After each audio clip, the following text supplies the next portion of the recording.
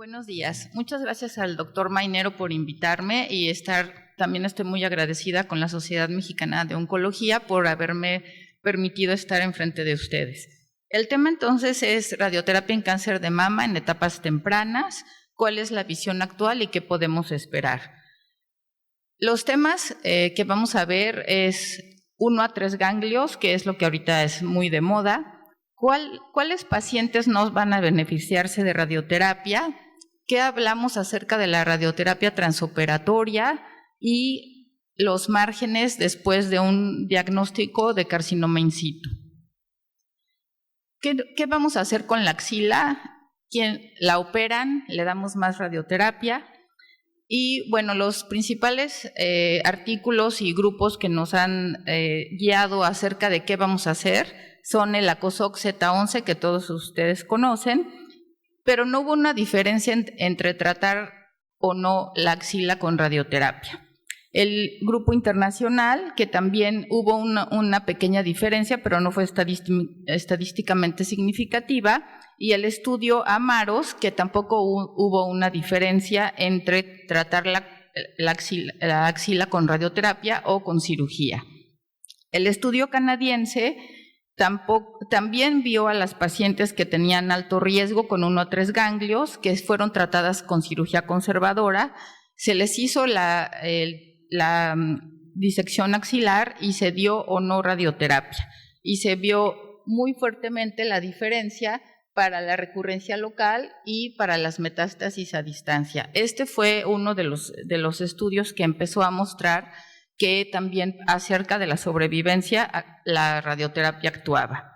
Este estudio también nos indica cómo sin radioterapia o con radioterapia la realidad es que es mucho más alta la posibilidad de no tener una recaída a 10 años y también tuvo un impacto en la mortalidad.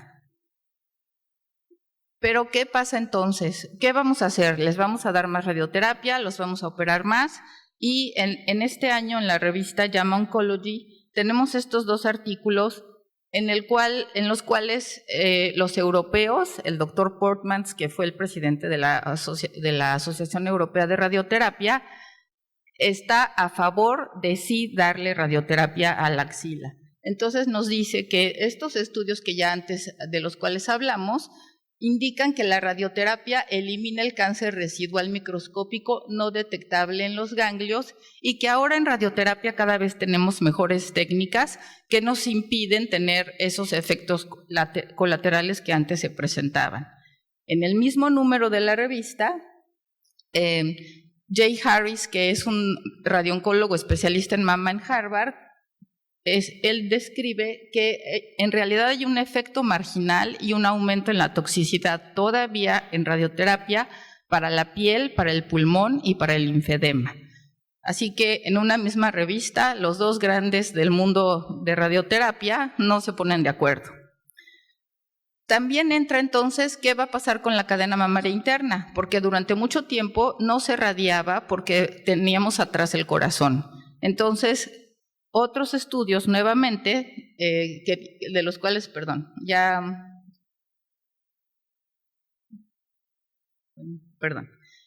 de los cuales ya hablamos antes, nos dicen qué pacientes se van a beneficiar de radiar la cadena mamaria interna. Pues hay que considerar varios factores, entre ellos la edad de la paciente, su anatomía, de qué lado y en qué lugar estaba el tumor, si es del lado derecho o del lado izquierdo, cuántos ganglios axilares se obtuvieron, los factores histopatológicos del tumor y las comorbilidades cardiopulmonares, así como el uso de antraciclinas. El estudio alemán también nos muestra que dar radioterapia o no a la cadena mamaria interna tiene una diferencia, aunque levemente estadística, para las metástasis a distancia. Entonces, nuevamente tenemos esta disyuntiva que en realidad ya vimos todos los otros factores, no tenemos perfectamente claro a quién darle radioterapia. Y hace 3 semanas sale este artículo que está publicado en revistas de radioterapia, en revistas de cirugía y en revistas de oncología médica, porque un grupo muy grande que hicieron un panel para precisamente saber qué le íbamos a dar a la axila, si radioterapia, si cirugía, ellos hicieron 4 preguntas.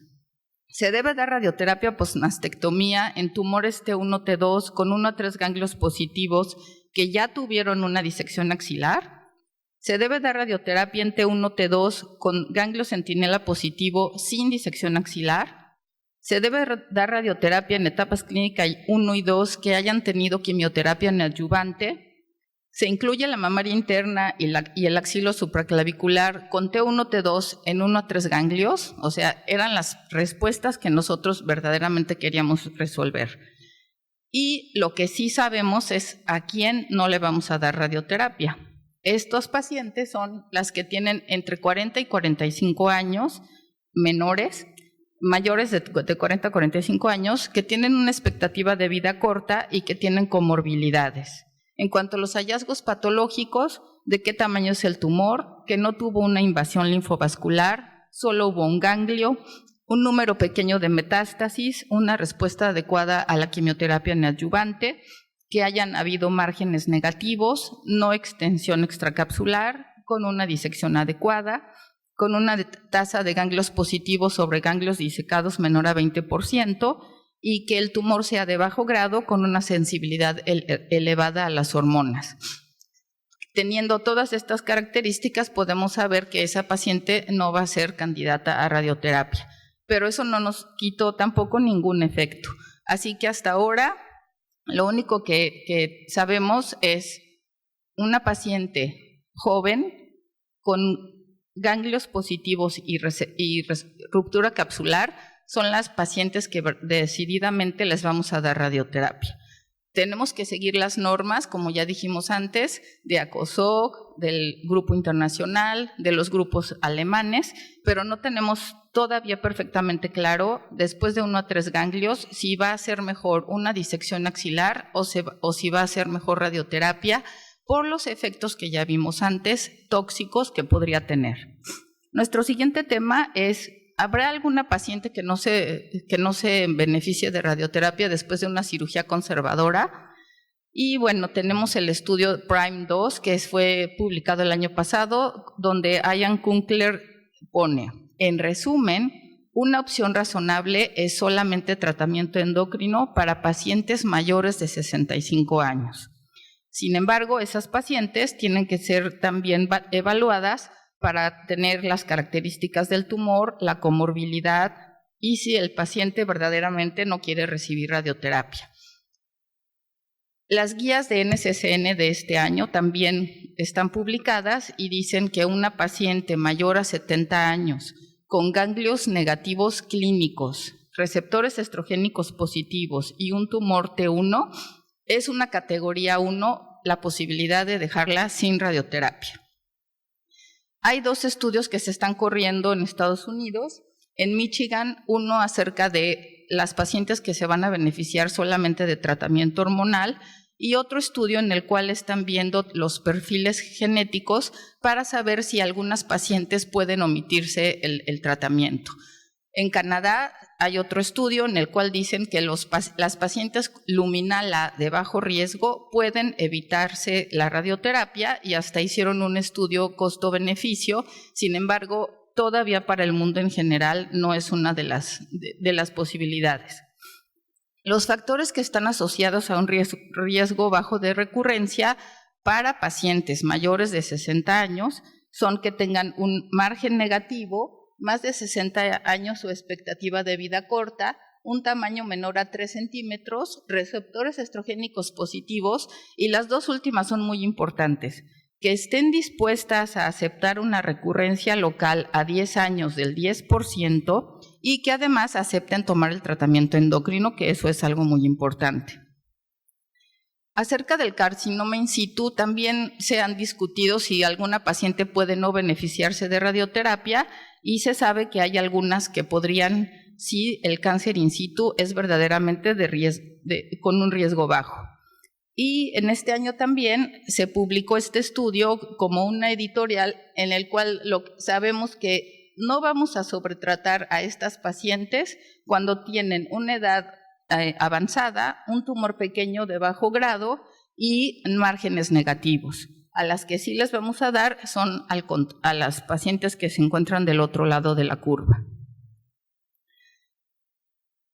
El siguiente tema es: la radioterapia transoperatoria es una moda, la debemos hacer, no la debemos hacer. Y eso sobre todo fue una pregunta porque en 2014 se tuvieron los artículos más importantes acerca del seguimiento de las pacientes de Target y de Elliott. Esos son los estudios acerca de radioterapia con fotones con una esferita que está dentro de la cavidad tumoral o con electrones que se dan en el momento de la cirugía. Lo que se vio es que realmente no era una buena posibilidad si las pacientes no eran seleccionadas muy precisamente. Y este año, hace unas semanas, en Estados Unidos salió este artículo del MD Anderson en el cual vieron qué pacientes eran las beneficiadas. Pero miren la frase de abajo. Este tratamiento era en un 3.8% en 2014 y en 2011 subió a 10.6%. O sea, verdaderamente se está usando mucho más y algo bueno también que sucede es que se está usando en hospitales académicos y hospitales con centros oncológicos integrales, no en cualquier hospital, que son las líneas de abajo. En este año también Frank Vicini publicó todos los resultados acerca de los estudios de APBI, que es la radioterapia intraoperatoria en Estados Unidos, particularmente con braquiterapia. Lo que se ve es que tienen un seguimiento hasta de 11 años y que se puede esperar una recurrencia local entre 3 y 11%. Entonces, es un estudio muy completo porque nos dice los resultados desde hace 11 años que se está usando esta técnica. En marzo de este año, el grupo de Budapest tuvo su premio en el Congreso Europeo de Radioterapia cuando demostraron que no hay inferioridad en dar una radioterapia a toda la mama con dar radioterapia solamente al lecho tumoral mediante braquiterapia. Entonces, esto es muy importante porque si se tiene la posibilidad de dar braquiterapia, es mejor, tiene los mismos resultados que dar radioterapia a toda la mama. Y esto es lo que realmente es difícil. ¿A qué pacientes vamos a elegir para que reciban este tratamiento? Eso fue lo que nos mostró mucha diferencia y lo que tenemos que tener es pacientes que verdaderamente entren dentro de los grupos que nosotros vamos a estudiar. El grupo más moderno es el grupo NSABP39, en el cual están eligiendo pacientes a partir de 18 años de edad. En realidad es una edad muy corta porque todas las otras, los otros grupos eran pacientes de 50 años o más. Se sabe que pueden tener carcinoma in situ o carcinoma canalicular infiltrante, pero es muy importante que los márgenes estén negativos para que podamos realizar ese tratamiento. Los ingleses, cuando vieron que su estudio Target no era lo que ellos querían, hicieron todo un estudio para poder saber si tenía de verdad un impacto hacer esta radioterapia. Y hace también algunas semanas publicaron este estudio en el cual demuestran que efectivamente dar radioterapia intraoperatoria puede bajar hasta 25% la posibilidad de una mortalidad cuando se da este tratamiento. Y ellos hacen un resumen de todos los estudios de Elliott, de Target, de radioterapia de intensidad modulada, los estudios solo de braquiterapia. Entonces es algo importante que ya lo pudieron demostrar. También se dice que se tiene que tener un seguimiento más largo para estos estudios. Sin embargo, ya sabemos que ellos ya lograron tener una disminución en la mortalidad. Se esperan resultados, como decíamos, del NSABP2039, en el cual las pacientes son muy jóvenes, a partir de 18 años, los resultados ingleses, los resultados de IMRT como tratamiento, en este caso no es intraoperatorio, pero es acelerado y parcial, y los estudios de los electrones. Se sabe que hasta este momento no se recomienda en pacientes jóvenes con una enfermedad multifocal o multicéntrica que tengan márgenes positivos o un componente intraductal extenso. Y otro de los temas que tratamos aquí es qué vamos a hacer con los márgenes del tumor. si en cirugía para un cáncer invasor tenemos que no debe tocar la tinta y para in situ 3 milímetros. ¿Qué hacemos con la radioterapia? Tenemos este artículo que también fue publicado hace algunos días, en el cual, ¿qué vamos a hacer con la asociación de los márgenes si tienen 0 a 1, 2, 3 a 5 o 10 en cuanto a los milímetros de separación? Y sabemos que este estudio tuvo un seguimiento promedio de 78 meses con una prevalencia de recurrencia local de 8.3%. Un umbral de margen negativo de 2 milímetros es una recomendación apropiada para el manejo del cáncer in situ en pacientes que tienen cirugía conservadora y que reciben radioterapia. Este es el número mágico, 2 milímetros. Sin embargo, hay otras publicaciones, como podemos ver, en la cual fue de Estados Unidos, una revisión sistemática en las que vieron que obviamente si solo se hacía una biopsia, podía haber una tasa de recurrencia local hasta del 40% y posibilidades de carcinoma invasor hasta del 28%. Obviamente eso era inaceptable, entonces tenían que buscar una resecisión del tumor. Y también hay que elegir qué grados tienen estos tumores in situ, si requieren o no radioterapia y tamoxifeno. Para el estudio francés vieron qué pasaba con la dosis de incremento o boost que se debe dar en todos los cánceres invasores, si también se tenía que repetir esto en el carcinoma in situ. Entonces, se sabe que si una paciente tiene márgenes positivos o 1 milímetro de cáncer in situ, el boost puede ser una posibilidad de tratamiento. Eso lo publicaron este año. Entonces, como conclusiones de las preguntas que teníamos al inicio, sabemos que la radioterapia a la axila se debe administrar en pacientes menores de 40 años que tengan ganglios positivos con ruptura capsular, aunque hay que considerar todos los otros factores. Que las pacientes mayores de 60 años con receptores estrogénicos positivos, tumores menores a 2 centímetros, después de cirugía conservadora, pueden evitar la radioterapia. La radioterapia intraoperatoria es para casos seleccionados y seguimos esperando las respuestas de los estudios que tienen mayor número de pacientes.